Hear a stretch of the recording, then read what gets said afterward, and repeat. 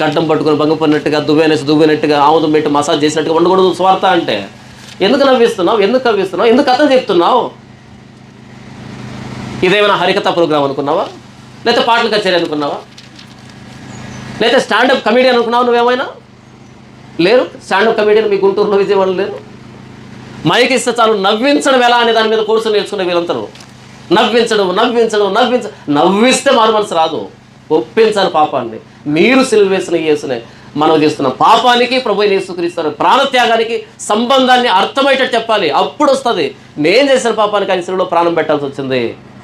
అది రెపెంటెన్స్ అంటే, అది పశ్చాత్తాపం అంటే. పశ్చాత్తాపం నవ్వితే రాదు, తేలిపోతుంది. నవ్వితే విషయం తేలిపోతుంది. మీరు బైబిల్ అంతా చదవండి, యేసు ప్రభు నవ్వినట్టు ఒక్క చోటు కూడా లేదు. ఎందుకు నవ్వలే? ఆయన నవ్వితే పాపం చిన్నదనుకుంటారు, ఆయన నవ్వితే పాపానికి పెద్దగా తీవ్రత లేదనుకుంటారు. డైల్యూట్ చేయాలి ఆయన మెసేజ్ని. చాలా కాన్సన్ట్రేటెడ్గా చెప్పాడు, చాలా గాఢంగా చెప్పాడు. ఎక్కడ నవ్వలే ఆయన, ఎక్కడ నవ్వలే. ఏడ్చాడు తప్ప నవ్వలే ఆయన. ఈరోజు మనం ఏడుపు తప్ప అన్ని నవ్వులే.